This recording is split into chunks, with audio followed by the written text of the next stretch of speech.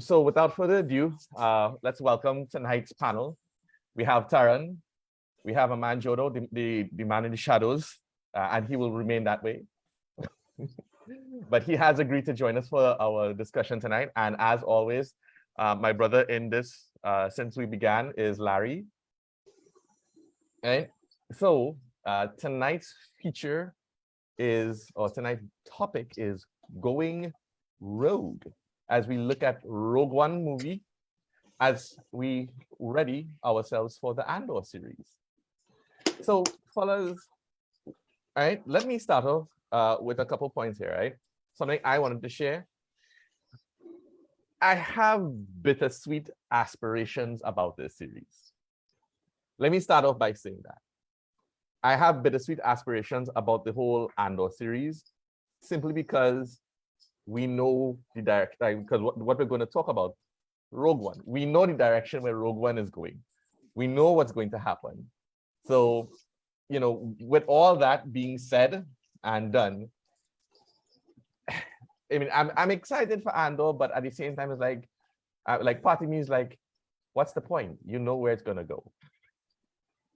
But we're not here to really discuss these speculations for Andor. But we're here to focus on the movie that inspired this series, right? Which is Rogue One. First and foremost, before I begin and I forget, I need to give a good shout out to my brother Johan. Today is his birthday. So happy birthday, my brother. I hope it's a blessed one. And the reason why I also want to hail him out too. He gave some interesting topics, some interesting pointers we could probably start looking at before you all share your own. One of the pointers that he gave, and some of which was quite good, is that he said this movie had probably one of, according to Larry, if not the best space battle there was in the Star Wars whole entire saga. But the key point that struck home, and I think it did for me, but I'm pretty sure for a lot of us, there was no Jedi. Yes, there was Darth Vader at the end, but he is Sith. This movie took place, and it was probably one of the best Star Wars movies outside of the original trilogy, outside of the prequel trilogy. I do believe that Rogue One was one of the best Star Wars movies, and it did not contain it. The center point of the story was not any Jedi. So, take it away, guys. Best movie ever, probably. No, like I actually, and the reason I say that is Rogue One can stand on its own if you remove the fact that it's the Star Wars franchise, put some generic spaceships, instead of Vader, use some other cyborg or something that was taking those people out at the end. You still have a great movie, a great plot, while limited, you had sufficient character development for some of the characters. You still had a pretty good movie. I mean, it had the vibes of like the Dirty Dozen, Magnificent Seven, where you had this team coming together to pull off a mission that had odds that simply weren't in anyone's favor, and they still went off and did it. And I would dare say that, given what Yuva said, and we're not going to go into any speculation and spoiler territory, I think that when the Andor series is done, all of us might revisit Rogue One as rather, instead of being a movie, instead being the third part of a trilogy. To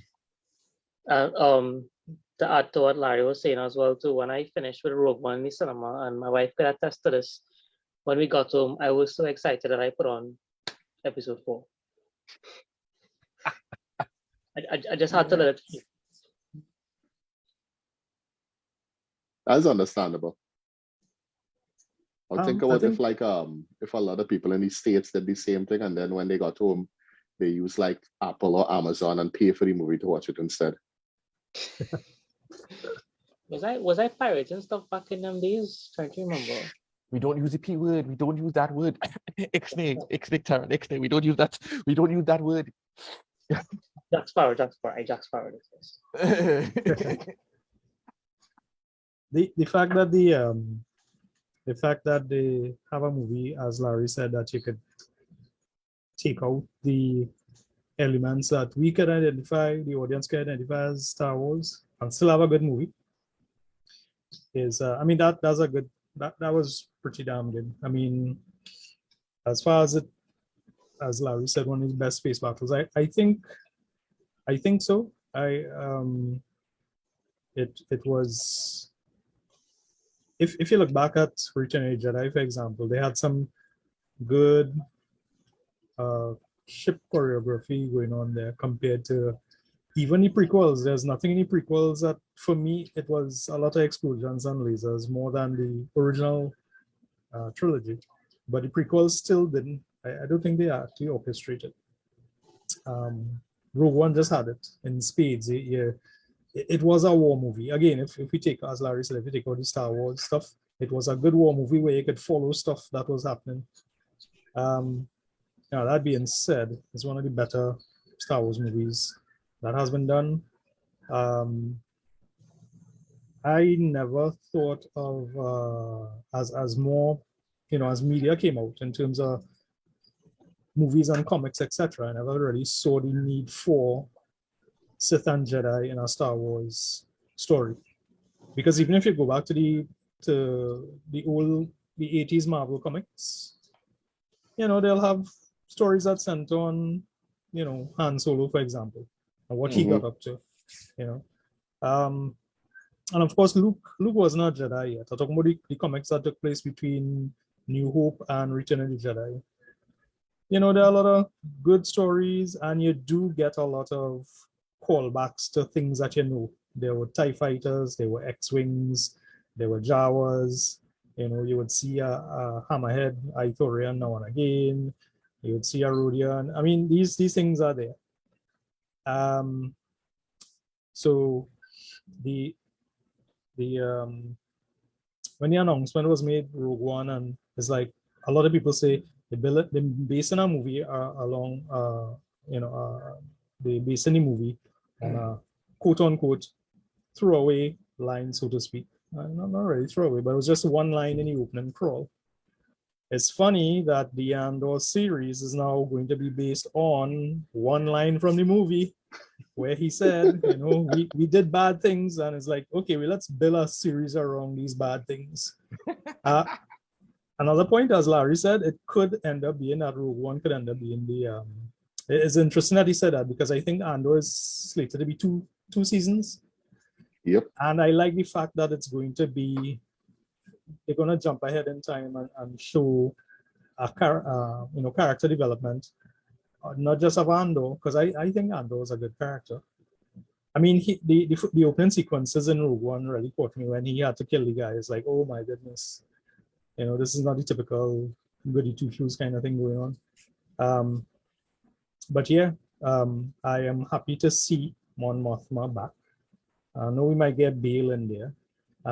Happy to see Saw Gerrera. I mean, he has, ever since the Clone Wars episode, with things that went on with him and how we saw him in Rebels and then we saw him in Rogue One, is like, yes, that's an interesting character that's broken by war.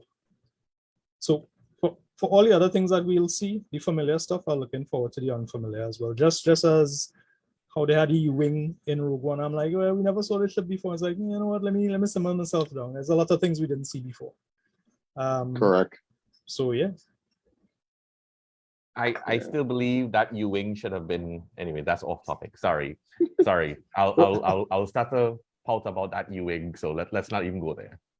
As they got into the U-Wing, I actually felt that adding the U-Wing was just, sell some merchandise, because it was something new for the collectors to look at, And if you think about it, like from the first Star, if we go back to A New Hope, we saw what they had there, and then new vehicles came into Empire Strikes Back.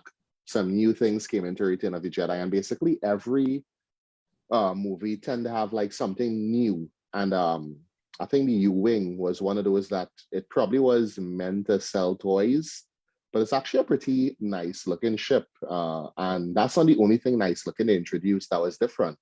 There were a lot of different weapons being used. It wasn't just, is it the T-16 blasters?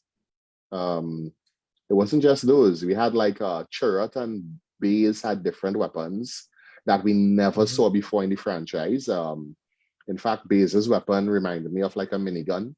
And then he had another rifle there. You had Cassian Andor had his rifle that came with like multiple configurations, including a sniper version.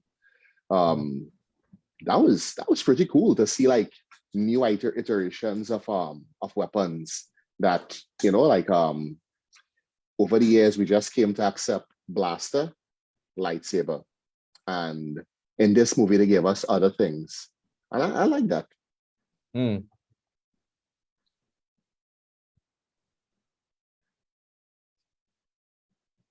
I really do. You know, like you know, for me, I don't know what Olive view on this is, right? In terms of like, you realize like every Star Wars, like when they do a movie to a like scenario, there's like always a there's always like some key ingredients that they have to add. You know, the rogue hero, the loyal this one, and then what I always find the key component of what kind of makes or breaks a Star Wars movie is that sidekick droid. K2. Right? And I really, I mean, at first I was like, what's this? And then I honestly, I think it's when I watched it back the second time, I think I fell in love with that droid and his personality. That was just, you know. What is it with Star Wars and sarcastic droids? Because I mean, yeah, go ahead. No, I was just gonna say, if it works, right? If the mix works, they just keep using like the same ingredients. Yeah. And he had a really committed voice actor as well. He good stuff. Yeah. Yeah, he really sold it. Yeah, like that line. My favorite line from him was "I'll be there for you, Jim." Cassian says I had to. Yeah. Alan Tudyk. Hey, thanks, Garrett. Yeah. I was gonna say, I think it was Wash from Firefly. That's what I was thinking. I'm like, he has a real name. Yeah, but it escaped me. My favorite scene with him though was when he said, "How do you know it wasn't me?" Yeah. He committed up until the end where, you know, he just kept shooting. You know, he just wanted him to actually heal. As we're in topic of the droid, anybody read the comic where they met? I didn't. It was actually it was good. I mean, comics, the quality of comics tend to be, you know, a little bit up and down sometimes. I'll tell you one thing, I can't remember what the story was, but I only read it once, and it was good. I mean, you know, when I finished it, I was like, yeah, okay, this cool. I don't know if I could find it back, if I could find back the comic, because it wasn't mine. I think I'll probably take a gander and see if Do you remember the name of the comic? I think it was Cassian. It was Cassian. I don't know if it had Anne K2SO in it. I'm not sure, but I know Cassian definitely was on the cover in terms of the word. If anything, I'll look it up. But the point is, I wonder if they'll integrate that into season 2, probably. That'll be interesting to see. I mean, you know, just like how there are certain things that they took from the Kenobi comics and put in, like that rift between Ben, not Ben, Uncle Owen and Kenobi. That kind of, yeah. Just one second. Is it this? Yeah. That's it. Cassian and Gidros. Yeah. Okay. All right. Yeah. So yeah, because I mean, it's basically how they met. You know? Along in the comic, they show you how they met. It'll be interesting to see. Yeah, I mean, there's a nice resource page if you all need to find some reference for those comics. It's purely a reference thing. It's not like piracy at all. Right. We can talk about it offline. Yeah, because next, coincidentally, they start a series on this. Yeah. No, but that's I mean, there's so many good things about this movie. Like we talk about, like, we had like some interesting characters in terms of the droids. We also had, like, I guess in this case, Saw was the underworld type character that we had, as opposed to like having Jabba. We had Saw instead. So we had like an underworld character who wasn't quite he was more in the gray area. More complex than Jabba. Jabba is straight up Yeah. gangster. Correct. And Saw is like, he has this degree of hate for the Empire, but at the same time, he's not exactly one with the Rebel Alliance. Although I would say I saw quite a few X-Wings outside his little base, and I was curious about all those characters who was running out. I just started to remember those books like Tales from the Mos Eisley Cantina and so on, where they'll give you a little story about all these random characters. And I was just thinking, all of these people who were running out trying to escape when Jeddah was being destroyed, all of them probably have some bit of backstory. And speaking of Jeddah, we had some nice, interesting cameos that nobody expected, but they were appreciated. Yeah. Those two guys from A New Hope. Can't remember their names. Yeah, Dr. What's his face on Walrus Man, Yeah. I think. Was the action figure name back in the day? And I really like the fact that Saw did not have a rancor, because that's like a little pet peeve of mine. Everybody have a rancor in a cave, like it's like a husky. You just have a rancor put out in a cave somewhere. And said Saw had this name here referred. I mean, I looked at the movie just a couple nights ago, but he had this psychic octopus thing. And I thought it was interesting to see that, like, they were using like a different creature, something that I think Star Wars doesn't do enough of. But I guess they're trying to rectify those things.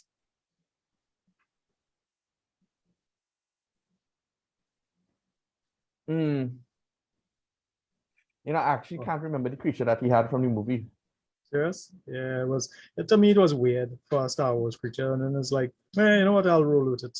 It felt more like a Doctor Who circa, Tom Baker styling.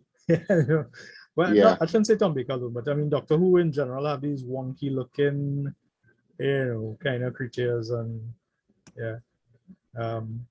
But it's interesting that Saul would do something like that. But speaking about other things, other aspects of the movie, to me, I really like the open sequence. I like the they show you the tiny ship moving across the darkness, and then you realize like the shadow of a planet hitting the rings, passing through the rings. It was calming, and at the same time, is the Empire dealing with it. So it's like, There's a beautiful dread about it. Yeah. So it's funny you say that. Had that. It's funny you say that because like you say that whole. I remember Larry talking about, was it Larry or was it Johan? The fact that for somewhere that was an enemy rebel base, man, that place was pretty beautiful. Scarif.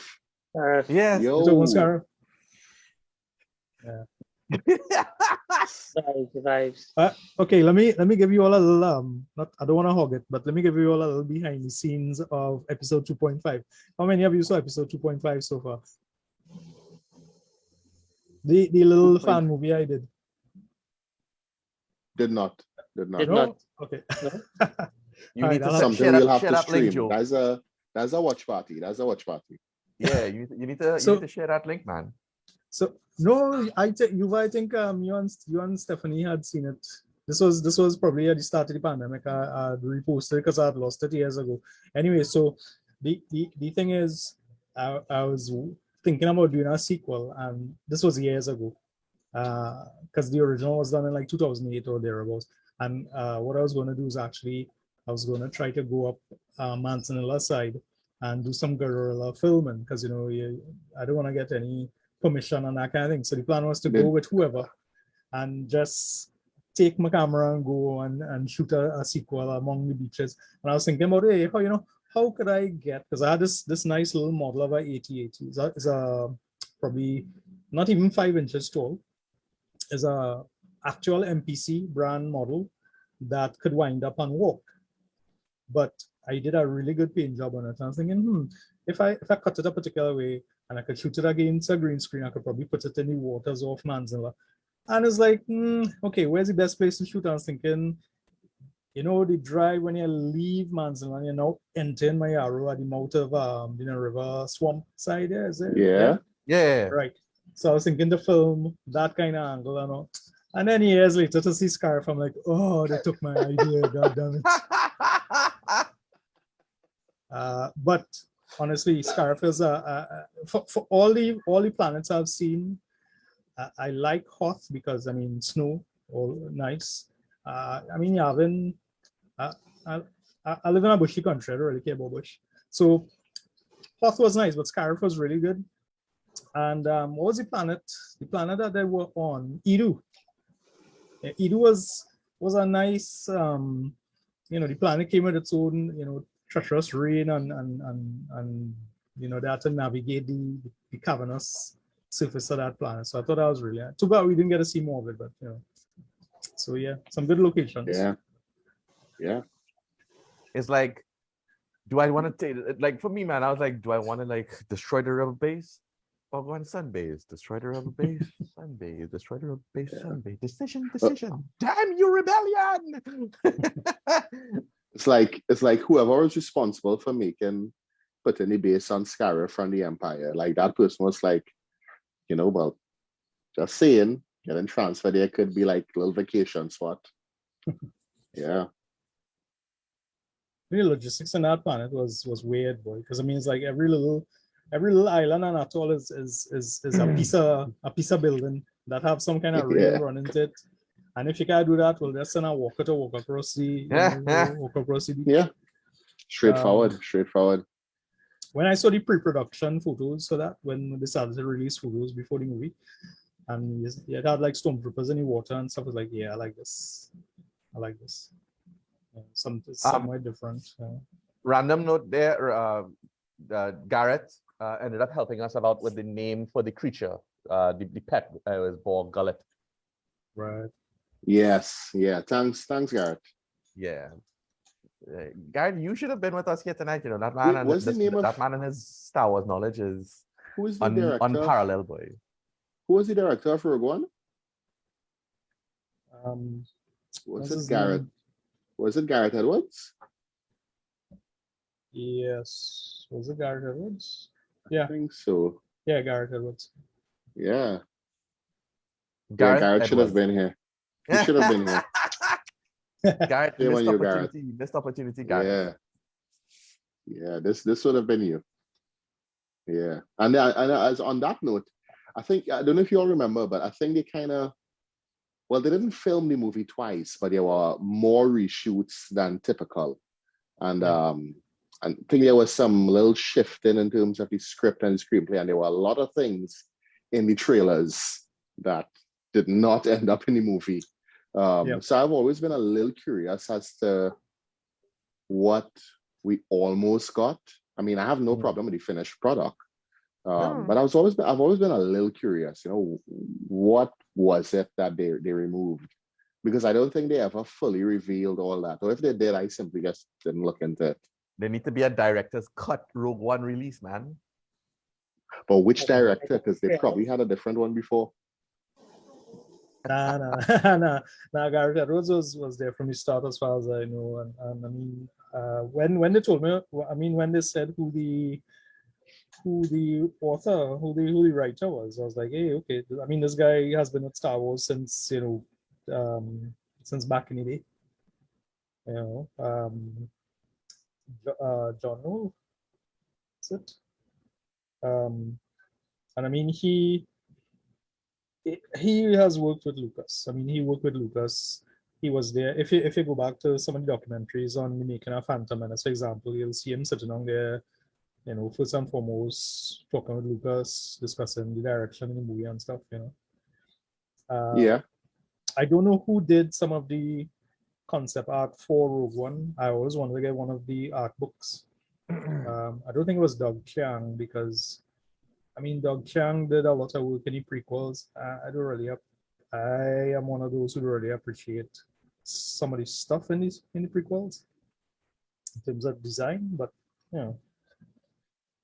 You all know John Noel and his brother actually wrote the software that eventually was sold to become Photoshop. What? Say that back. The author of Rogue One, Yeah. his brother actually helped with software back in the days, back in the original trilogy days, to do image editing, digital image editing to probably clean up lines and green screen or whatever back in the day. This is before it was actually mainstay. And yeah, over the years, the brother ended up writing the software that would eventually be sold to become Photoshop. Yep. It's like some next level nerd knowledge there. Yeah.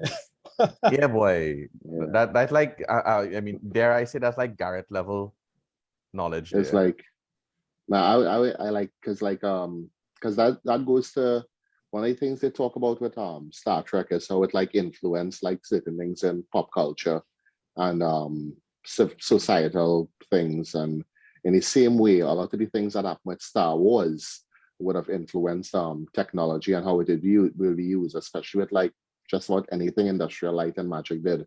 They were pretty much pioneers in what they wanted to do, and what we saw in A New Hope was probably what they did at the time. But I think what they really wanted to do is what we saw in Rogue One with that final battle, because listen, like the intricacies of the little bit of dogfighting we got to see, where we saw X-wings trying to like bob and weave in between the constructs for the gate, and they weren't perfect. A couple of them crashed, it was like, it honestly felt to me like this is what they initially envisioned, like what they would have liked to do, but the limitations of the technology. Because I remember watching A New Hope the first time way back when, and I remember thinking, 1, 2, 3, 4, why they only have like 10 fighters? I probably wasn't 10, but I remember just thinking, I would have sent more ships. And then looking at it now and what they were able to do, I mean, wow, we had so many things happening in that final battle, and what they did with technology was just fascinating to me. Larry, was your favorite spot in that battle? Was your favorite thing that came out of that battle? Your favorite scene? The hammerhead. All right. Yuva, was your favorite? What's your favorite thing? Don't say Red 5, huh? Tara and you next, so you can think about it. Red 5. But yeah, no, what was your favorite? Like, I never really gave that any thought, to say that you had a favorite thing per se. Yeah, honestly. Okay, all right, okay. Tara, you have a favorite? Yeah, when the Death Star hits Scarif. Okay.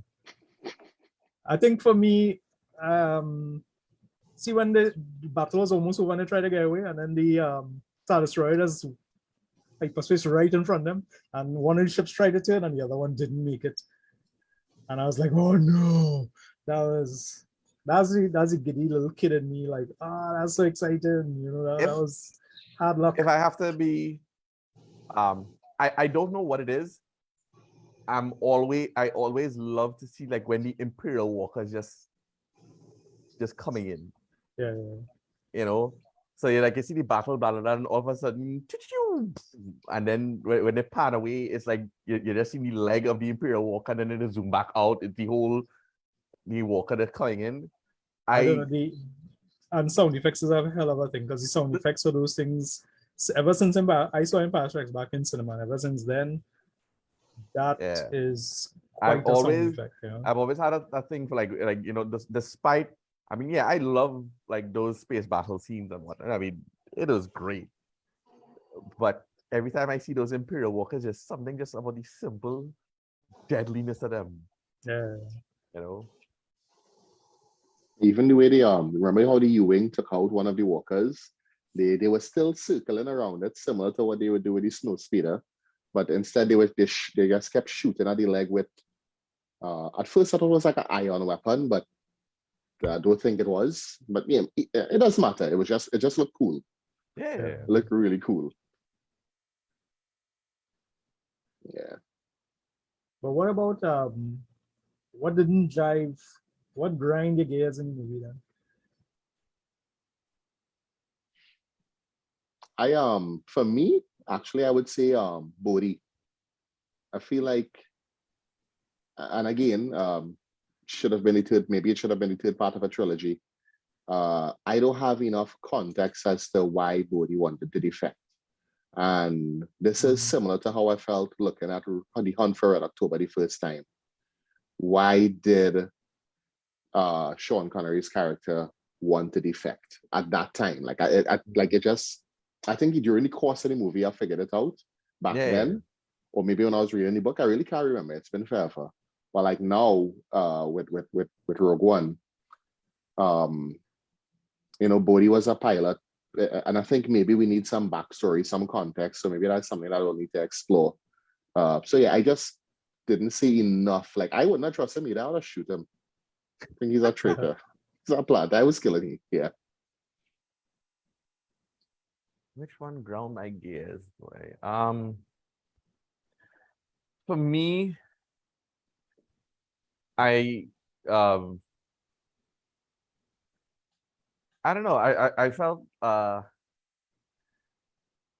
and again at the risk of probably spoiler territory, Jin's father, I felt like I needed more there. Right? The whole I mean, and again, like Larry said, later down, like when she met with Saw, I mean, it was explained in terms of like what he did, why he was doing, and whatnot. Maybe that's something we may or may not see in Andor, but like I said, I don't want to get into spoiler territory with that. But something about his character for me was just left a little bit undone. Not completely. Yeah, like something was just missing from his character for me. Yeah. That well, the whole not the character. I mean, his story then. Yeah, that's fair.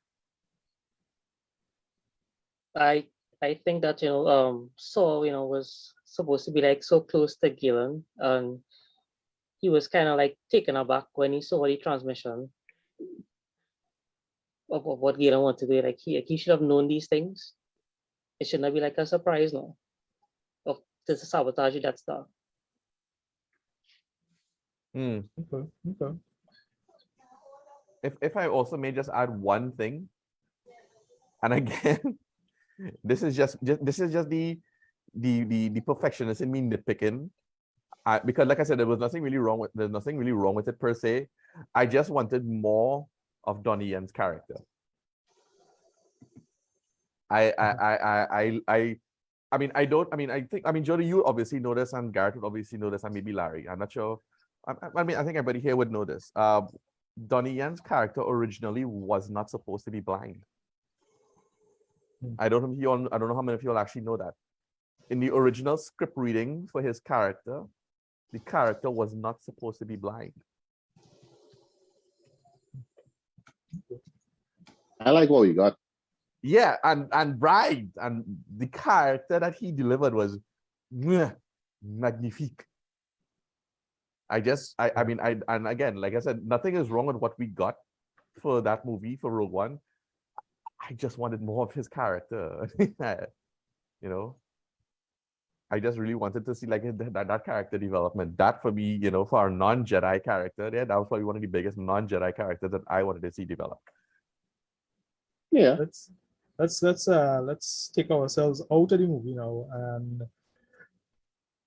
you think short-lived, let's say 6-8 part series, or instead of a Rogue One movie having a Rogue One series, they would have been able to, I mean, yes, they would have been able to do all this, but you think you would have appreciated the statement? I know it's kind of hard to sorry. Joe, I just said I'm having trouble hearing what you're saying. Sorry. Oh, I was saying if you think our Rogue One, instead of what we got in the movie, if they had done a Rogue One series now, like a short series, 6-8 part something, I mean, they would have been able to deliver on some of the stuff you're all talking about, but would it have had the same impact?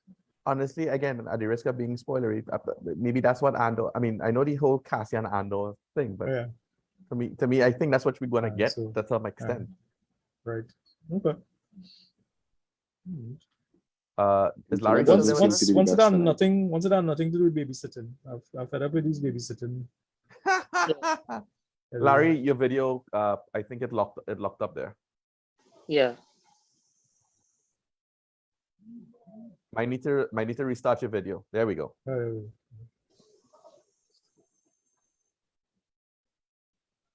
I'm seeing it on Facebook. Yeah, you're back now. You're back now. Internet is not the best tonight. Yeah. But yeah, to respond to Jodo's question, if I could see it as a series instead of a movie, it's hard to give an honest answer to that at this point. But looking at it in the cinema as a movie and knowing that, like, you know, I never saw a reference to any of these characters after the fact, I remember feeling like a sense of fear and concern for how it's going to end. Not concern for like whether or not I would enjoy the movie, but like what's going to happen to these characters. Like I never heard about Blue Leader before. You know, I never heard about Cassian Andor and whatnot. So like what's going to happen to all of them? And oddly enough, I have a coworker who, well, she's never going to see this. Up until a couple of years ago, she thought Cassian and Jen survived, by the way. She thought it was like they look at the sunrise or the sunset or something. Yeah. All right. I agree with Larry there as well. So I mean, after Force Awakens, when they announced the trailer for Rogue One, I think I just saw one trailer and I didn't go into it to find out, as you said, who's Cassian Andor, you know, do any background research on anybody, the blue team, you know, nothing. So I went into Rogue One. I think I mentioned this already on a previous thing. I went to Rogue One knowing absolutely nothing except that one trailer. And I was able to enjoy it. Yeah. A series, maybe. Go ahead, sorry. Yeah, a series, maybe, but we all Disney doing stuff these days. I'm not sure if I'd really. It depends on the directors. It depends on who they give the project to, right? And the budget. Yeah. Because so far what Filoni and Favreau have been doing is nothing short of amazing. This girl from Jurassic Park, she as well has done, right, Bryce Dallas Howard, right? She has been doing some great work as well, like, you know, whenever they give her any projects to do Star Wars stuff. So like for me, I wouldn't be worried. I mean, I know Filoni and Favreau have enough on their plate as is, you know. But like if there are more persons who share the same kind of vision direction as them and Bryce, I wouldn't be worried. I honestly wouldn't. I would be a bit concerned if they give it back to Abraham. I really would be frightened for that. This guy, what was it? Who was the director that asked this girl if she wants to be in a Star Wars movie? Taika Waititi. Yeah. I am honestly, people probably gonna hate me for this. Your love for But- Thor has you worried. No, but people are honestly gonna hate me for saying this. I honestly find sometimes Taika does kind of hit and miss. Sometimes he does nail it, and then sometimes he does just go off the rails. And I don't know if I wanted, I don't know how I feel about him with the whole direction thing and whatnot, with the whole projects and stuff that they want to trust him towards him. I don't know how I feel about that. I'm good with him doing it as long as we have characters that are totally new and have never done in live action before. I'll be totally fine. So, like, let's say they use somebody like Dr. Aphra from the Vader comics, and she got her own series running afterwards. If they use her character for a Taika Waititi directed movie, great. If they use Brylet Valance, the bounty hunter cyborg, great. But I don't want to see Taika use any of the established on-screen characters. I have concerns. I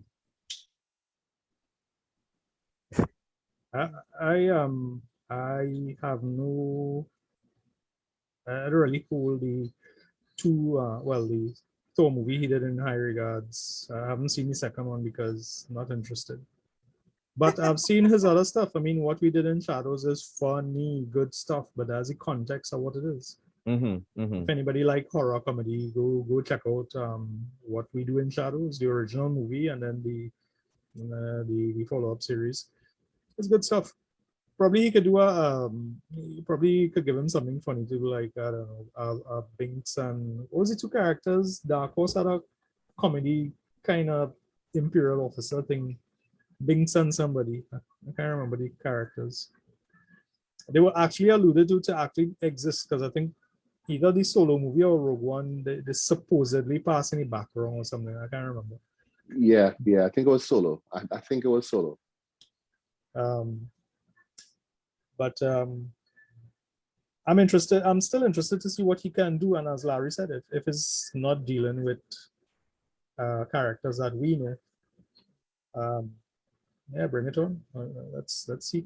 It will be good to see John Knoll and Garrett Edwards be given a crack at a series or a mini series or another movie, because Garrett Edwards knows how to direct the action stuff, and John Knoll knows the lore and how to build characters. He was given such a short, 2 hours or roughly. But as Taron pointed out, yeah, there are certain shortcomings, but there's only so much that he could do at any time. Even with Bodhi, it'll be interesting to see what his turn was like. But honestly, if we're talking about brisk turns, not to pull out a Rogue One, but that scene in Revenge of the Sith when Chancellor Palpatine had to rename Anakin Darth Vader, that was the lamest thing. That was like, it's almost as if he went through a Rolodex in his head trying to come up with the name Vader. But anyway, that's for another time. Yeah. So yeah, as Larry said, a YTT directed movie, yeah, sure. That's once it's not interfering with any existing characters like how we know them. There is one thing, and again, I hope, forgive me, this delves into spoiler territory. There is one thing I'm hoping that the Andor series clarify, because I'm not sure if Rogue One clarified it. And the thing is, right, I understand, like, given the time frame and how many years ago that episode 4 took place, right? And I really do appreciate the whole Disney film trying to bridge that gap between episode 3 and episode 4. One thing that still I still don't think they ever answered or clarified, or maybe I missed it, was when in episode 4, when Mon Mothma was like, many Bothans died to bring this information to us. Yeah. Okay, so that's a throwaway line that they'll come out with Rogue 2 for that one. Remember, I said that in the group before. Rogue 2 should be a movie about the many Bothans that die. That line alone, Yeah. and her stare off is almost as if she was probably hitting one of the Bothans. So something was going on there. I'm hoping maybe from Andor we get to see, that was in episode 6, by the way, not 4. Yeah, 6. That was in Return of the Jedi. That's before they hit Endor. Mon Mothma was introduced in Return of the Jedi. Mm-hmm. Oh, then I'm mixing it up then. Oh, that's fine though, because that's perfect if you have to do a Rogue 2. Yeah. It kind of fits in, right? That makes sense. Yeah. That makes sense. Because yeah, because how they get. Sorry, go ahead. No. I was just gonna. Sorry, I didn't mean to cut across you. I was just gonna say, how did they get the plans for the second Death Star? So Rogue 2. Yeah, and by that time the rebellion was more structured, and Mon Mothma was there knowing Saw Gerrera years ago, and now Leia is there in a kind of senior position. How would Leia deal with a rogue, somebody like Saw, for example? Something like that. A character like that'll be interesting too, because they'll be able to create another character that it's kind of like how they brought out Dash Rendar to be the mock Solo. Even though he was his character by himself, they could have a follow-up to that where like somebody who lived through episode 4 and episode 5 and saw the bad that the Empire do, and now they're like, yeah, I want to get rid of the Empire. Let's take some Bothans and go raid somewhere. So all right, guys, just to try to keep with time, I think we want to is there any other major things we want to look at for Rogue One, or do we think we could just pause here? Larry, are you doing any 20 questions tonight with us, or Larry? that's the best Frozen video I ever saw.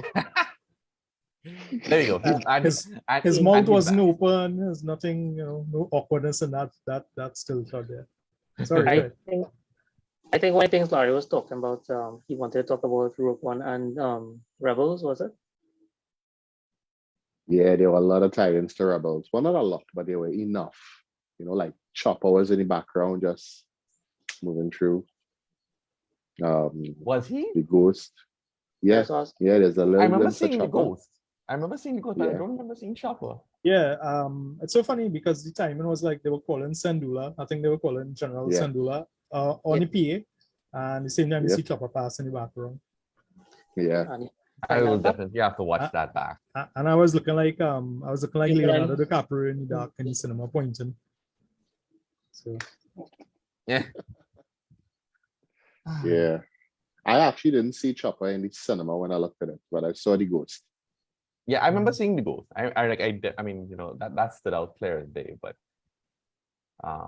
yeah, I probably now that you're saying that, I probably will have to now go back and take a good look and see.